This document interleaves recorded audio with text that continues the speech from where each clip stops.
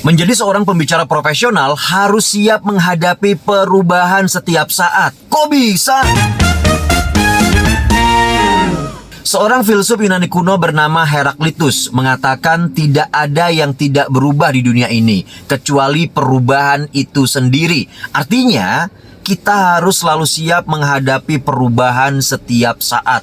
Terlebih ketika kita menjadi seorang public speaker, menjadi seorang profesional public speaker. Kenapa? Karena banyak sekali kejadian pembicara profesional sudah mempersiapkan sedemikian detail, sedemikian rupa, melakukan rehearsal, namun pada saat pelaksanaannya masih selalu ada saja yang berubah.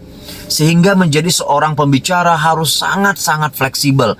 Selain mempersiapkan mental kita, diri kita untuk selalu siap menghadapi perubahan, mengucapkan itu kadang lebih mudah. Tapi ketika menghadapinya, kita perlu effort yang lebih besar.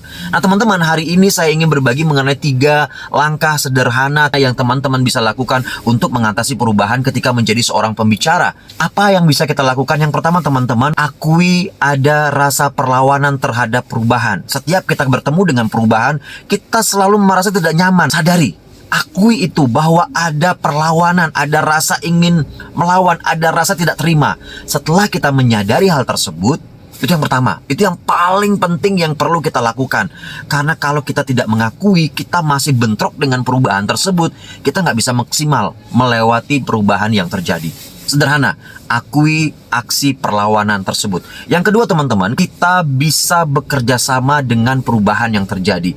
Kita nggak bisa terus-menerus berseberangan. Akhirnya apa? Flexibility kita diperlukan di sini dan kita menyesuaikan dengan kebutuhannya. Akhirnya kita bisa lebih fleksibel. Misalnya, saya sedang mempersiapkan materi saya sudah sedemikian rupa dan saya akan menggunakan sound, misalnya saya akan menggunakan audio di tengah-tengah presentasi saya. Begitu saya menggunakan presentasi saya di tengah-tengah, audionya nggak main. Apa yang terjadi? Harus langsung fleksibel dan kemudian menyesuaikan dengan kondisi tersebut dan bekerja sama dengan perubahan itu. Gitu. Akhirnya kita bisa masuk dan orang tidak bisa melihat sepertinya kalau orang lain atau audiens kita melihat seperti nggak ada perubahan, nggak ada yang salah, nggak ada yang di luar dari rencana. Yang ketiga yang bisa kita lakukan, kita harus dengan cepat memilih aksi apa yang kita lakukan selanjutnya dalam proses perubahan tersebut. Disinilah kemudian pentingnya kita selalu berlatih, kita selalu punya amunisi yang banyak, ada perubahan langsung menyesuaikan. 3 tahap sederhana ini memang begitu sederhana,